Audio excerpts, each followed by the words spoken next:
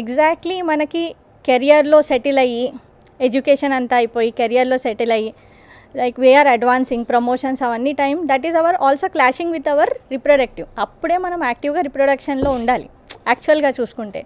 కానీ మనము ఈ కెరియర్ పోతుందేమో అని దీన్ని పోస్ట్పోన్ చేసేస్తాం. కానీ this is like this. So age అనేది ఒకసారి అయిపోయిన తర్వాత వీ కెనాట్ గెట్ బ్యాక్.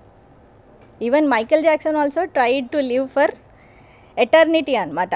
ఆయన ఒక గ్రూప్ ఆఫ్ 15 డాక్టర్స్ని పెట్టుకొని డైలీ లైఫ్లో డైలీ చెకప్స్ చేయించుకుంటూ, but we are designed where there is birth there is death. 46కి వెళ్ళిపోయాడు.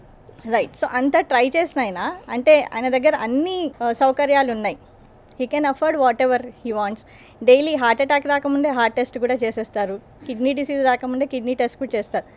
So that means we have to lesson that life humbles us. అంటే మనం ఎంత ట్రై చేసినా కానీ there is a set period nature has assign to us. So అది మనం respect చేయాలి. ఓకే. సో దీనికి ఆల్టర్నేటివ్గా ఏం చేయొచ్చు? సో అంటే ఇప్పుడు మనం ప్రతి ఒక్కరిని 21 ఇయర్స్కి పెళ్లి చేసుకోవాలని చెప్పడం ఇది కరెక్టా? ఇది కూడా కరెక్ట్ కాదు. సో ఆన్ అన్ యావరేజ్ మీకు ఎడ్యుకేషన్ కంప్లీట్ అయ్యి and you are in to settlement, that at a right age you marry somewhere between 25 to 28, something like that would be still good for Indian standards. Then marriage అయ్యాక if there is no good reason to postpone అండి, ఎక్కువగా మీరు 3 years తర్వాత చూద్దాంలే 2 years తర్వాత చూద్దాంలే అని postpone చేయకండి. Try to conceive because that is the best gift.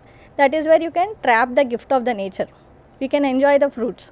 మనం రీజన్ లేకుండా పోస్ట్పోన్ చేసామనుకోండి 30 yearsలో మనకు అది హెడేక్ అయిపోతుంది. అప్పుడు మనము ప్రతి month we will be like stressed up అనమాట. సపోజ్ ఒక కపుల్ ఉన్నారు, 28కి మ్యారేజ్ అయింది, వాళ్ళు ఫస్ట్ 3 years మనము వద్దనుకుంటున్నామని దే విల్ నాట్ ట్రై. 31 నుంచి వాళ్ళు స్టార్ట్ చేస్తారు.